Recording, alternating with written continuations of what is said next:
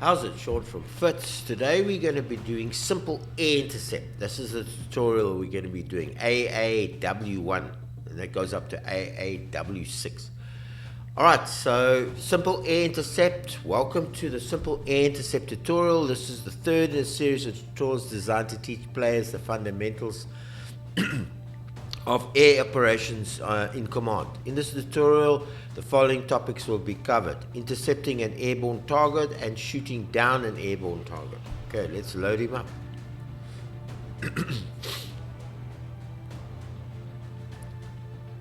Alright, this is the same little speech we got there in the beginning. Begin scenario. Good morning. Today you'll be impersonating the commander of Ramat Air Base in northern Israel, and you learn how to intercept and engage an airborne target. You have 6 Safar, 6 F-60 Safar, 2 Gulfstream G55 AW Nashorn, and 2 707 Sackney tankers, and 2 Hermes 900 Star UAV under your control. Drones. Alright, let's get that there. Alright, so this must be the target we're going to intercept. This is a... what is this? It's amazing, eh? Look at all this information on this is the UAV that's coming. It must be. All right, so let's see if we can get this thing going here. Let's put it on 2. Okay, so here we go. An Iranian built, there it is. The Iranian built Shahed 129 UAV is flying from Syria to Israel. We don't want them to collect intelligence over our territory, so the intruder must be destroyed. To accomplish this goal, you will need to use the knowledge gained in the 2 previous tutorials. To intercept an enemy aircraft, you can choose to assign some aircraft to an AAW patrol mission over an area that will be crossed by the bogey, or you can manually direct the fighters to the enemy aircraft. The choice is yours. Okay, so let's just do what we learned yesterday. But first of all, we need to find out where is he flying. There is he coming. So let's just get his where he's flying. Okay, so he's turning.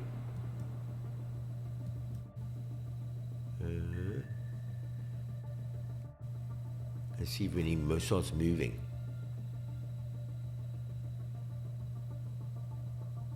Okay, so that looks like where he's stopping.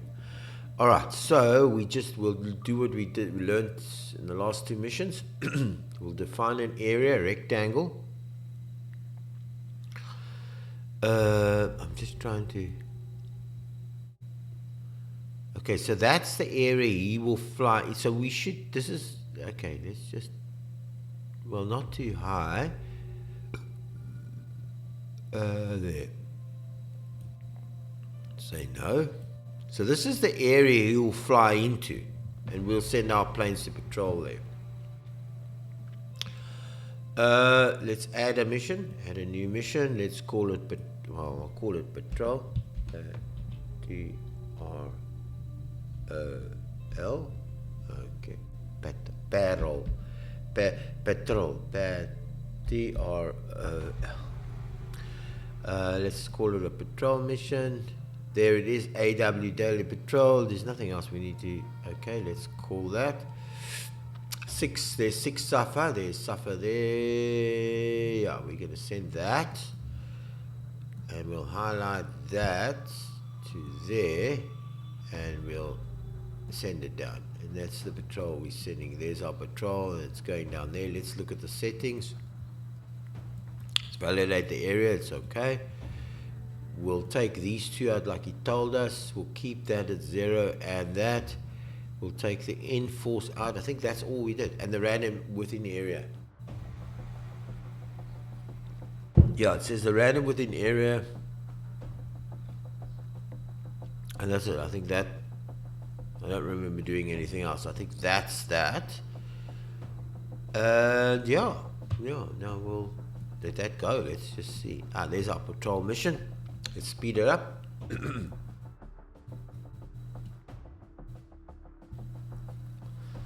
So that UAE, this is amazing. This I mean, they got this data. Look at the data on this, man.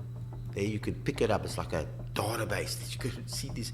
I mean, what would you make sense of all this? You've got the size, the height, how long it is, all the detection targets on there, all the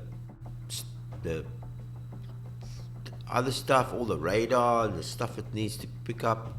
That's just amazing, eh? The database of this game. Let's see. Oh shit, put it on. It's got to be on. Yeah, he's going to fly into that box. Let's put this bit up. Let's get it to 15. And there we go. Negative radar contacts. Bring it down to 5 so that we can see. So he's now flying to. Let's just see if he takes him on. Okay. Now that your fighters are in the air, how can you destroy the target? The best way to engage an air target is use the air-to-air missile. There are various types of AAMs. So here's a short guide. Okay, missile 101. Let's make sure we get this big enough so we can see what the hell. Alright. Rear aspect and stern chase is a missile that can engage a target aircraft only when it's flying away from the attacker. This makes the engagement with cannons or infrared homing missiles easier because of the minimal lateral target movement relative to the attacker and the fact that the hot engine exhausts are pointed directly at the attacker, making the infrared seeker's task of tracking the target much easier. These are usually old short-range missiles. This was the first missiles they brought out. Was a rear aspect. It was just a heat thing. Yeah, it was a heat, eh? Yeah. Infrared rear aspect. Okay, all aspect. This is the best missile to have. A missile able to track a target no matter which way the target faces relative to the missile. An all aspect missile can be launched against a target's tail chase engagement in a head to head on engagement, side engagement, from above, from below, etc. These usually are newer medium or long range missiles. So they're the best. This is the missiles you want to have, all aspect. And it's a medium range, so that's good. Off-bore sight. Helmet mounted display systems allow the pilot to aim weapons at targets that are off-bore sight from the line of sight of the aircraft. Okay?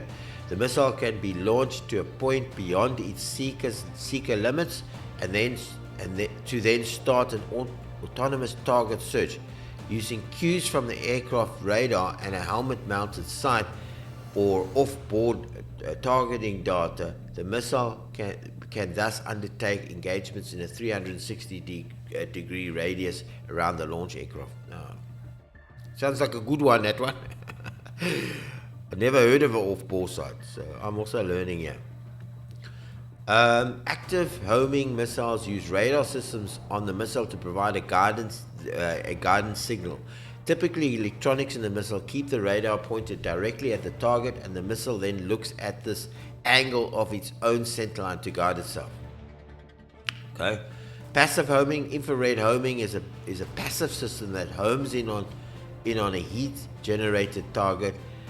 By the target, typically used in an anti-aircraft role to track the heat of jet engines.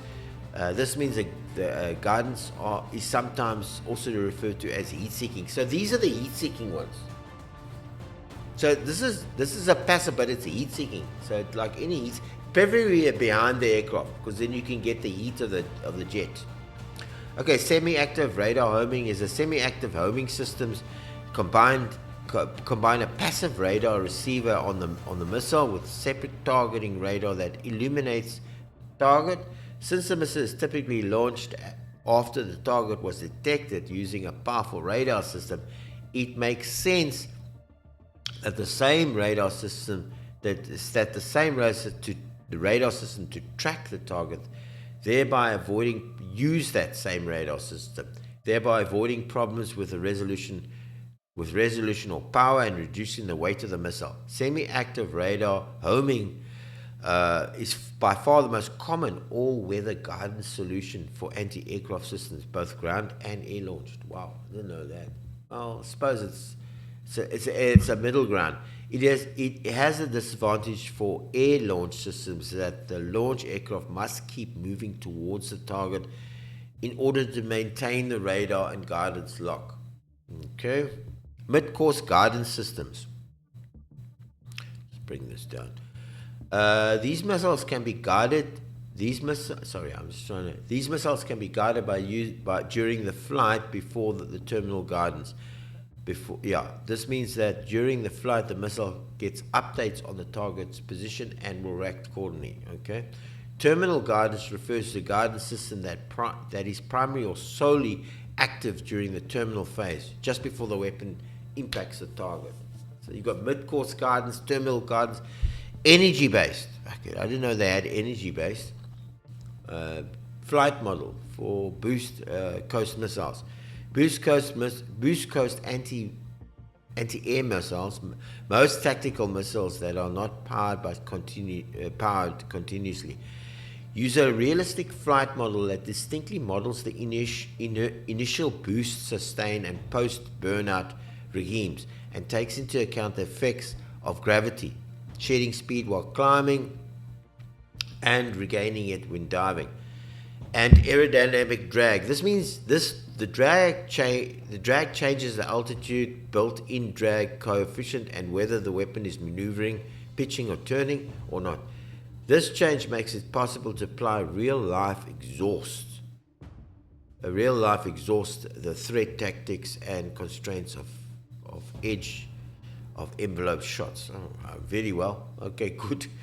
As long as it hits the target, that's the important thing. You just want the weapon to lock on, and it must explode when it hits. Default aircraft defensive maneuvers. When evading an incoming missile, aircraft will first try to outrun the missile while matching its relative pitch.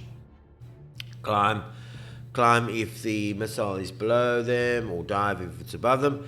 And if the missile closes the distance, they will then attempt to beam it while also reversing their climb dive.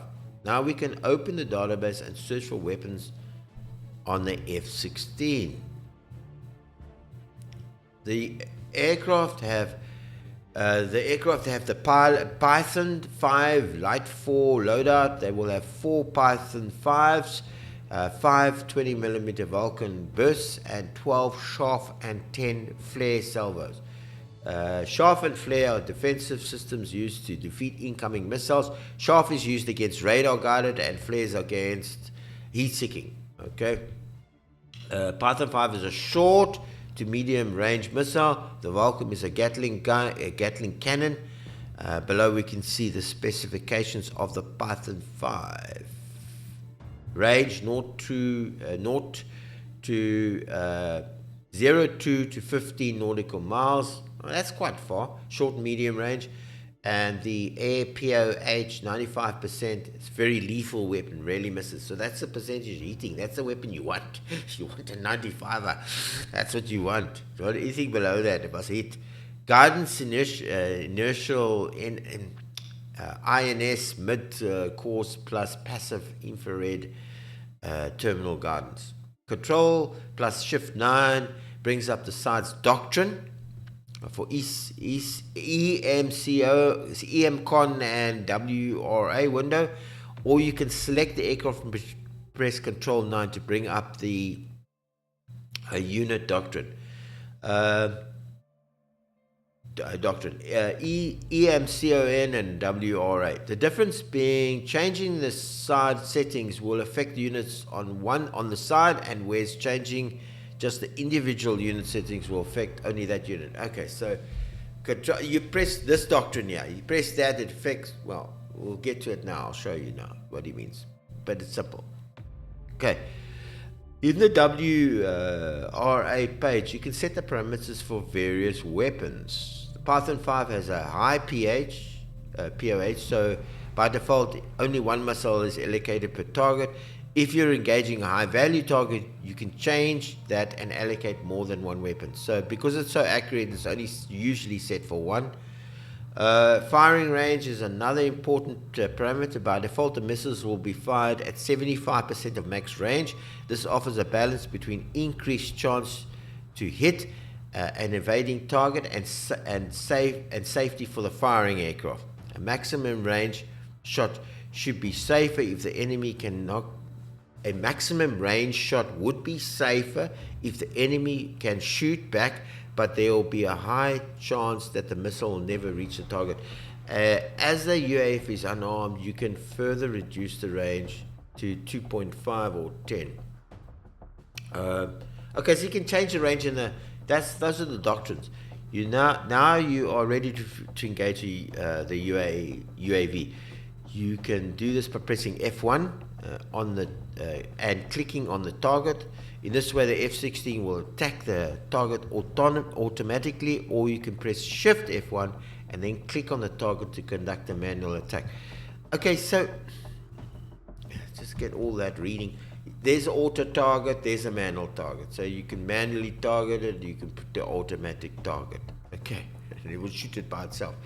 So he's talking about these doctrines over here. This is, let me just, I've got to, where's my plane? Where's my plane now? Oh, there it is. There's my plane. See, you gotta watch this thing. You gotta keep it. Okay, so yeah, I know you won't be able to see it, but there's the doctrines. These are like the weapons release authorization. This is what he's talking about. WRA. This web. And then here you can set the various parameters for these things. It's complicated. I mean, fair enough. And you can change the loadout. You see here where you can put in whatever you can. I think he said you could change the range and all. Okay, there's the weapons per salvo. Yeah, I wonder if you can select this. No, you can't. Hang on. Can we? No, these are all. Okay, this is the weapons per salvo. The weapons per salvo, shooters per salvo, automatic firing range, self-defense. You get the idea. And there's a whole lot of buttons here. And then you've got the ECOM settings. You've got that. This is just for this flight, eh? Can you believe it? This is just for this flight. These two little aircraft. check what you can do with this. Look at the power of this game, man. And there's another doctrine window. Okay, that is the same window we have now. And this is the parent side, right? Okay, and if you, as he said, this is for this side, and then the parent patrol, I think there's the side above you. But anyway, we're still going to learn all this. This is like off the charts, man. But here you can change what the aircraft can do, where it can fly, this, and then you can also change the for the whole site. That's just this flight. I mean, I suppose if you I don't know if you can click on this and you can, yeah, this is now, okay, so sorry, man.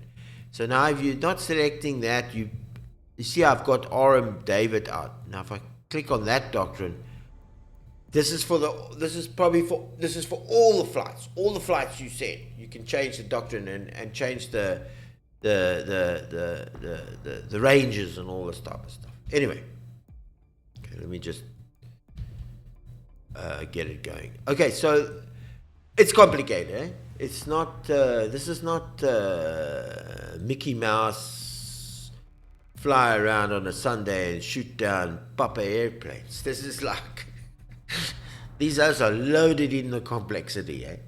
Well, I suppose it comes second nature. Once you play the game and you play it often enough and you constantly, you know where all the dials and buttons are. But when you're starting out, the dials and buttons can be really, really intimidating. That's why they don't sell so many of these products, because people that buy this are not really needing all this tech. They don't really want all this technology. Most people gravitate to what's simple. Let's put the speed down. Okay, I'm going to see. I'm not targeting. He said you can, but I want to see if he's patrolling this area. This is his area patrol. I want to see if he picks up this guy and then shoots it down. So That's why these products are like for the military and professional versions, and you don't, not everybody likes. Only, I mean, if you look at the amount of reviews it's got 1,200 reviews. So about 3 times or 4 times that of people that has bought this. So about 4,000 or 5,000 people have bought this product. So it's not a lot. I mean, when you consider games like EU4, which is like 200,000 reviews, which means 1 million people bought it. So this is a niche product. Yeah, so let's just see if he picks up this. Is he going to shoot? Come on, shoot. Ah, there we go. There goes the missile. Let's pause it. See, yeah, we can see. I think we can see the python. Hey, look at this. I just picked up. Look, yeah. I picked up the python. I looked over here. It tells you a little bit about it. And there we go. There's the python's history, man. What it does, where it fires, where its speed. There's a picture of it. And there's a couple of pythons here. Various... when 2005 was the last python thing, the various python 4, python 3. Okay, so we're gonna leave the python. Let's see if it hits. Okay, those are on the ball. They were on target. These guys we sent. Well done. The Shahed 129 has been destroyed. You can try this scenario again and shoot down the UAV with a different weapon, or move to the 4th tutorial where we encounter evading targets. So scenario is concluded. Okay, there's our evaluation. Obviously, we finished it. We did shoot down the right plane. Yeah. Let's just close that. Okay. So that was a pretty simple tutorial. Just learnt a little bit about all the weapon systems, all the the missiles that these planes use. I mean, it's like, this is, man, I know why they don't find just one missile. It's just one missile to blow them all up. Okay, let's just see what's next what's the next tutorial is going to be. Okay, so we're going to be using realistic detection and intercept. So this is they're layering it up. So it's getting more and more difficult and complex, which is great. I mean, this is the way to learn it. All right, I think we've covered everything in this tutorial. Till our next tutorial, this is Sean signing out from Fitz. Good day on you.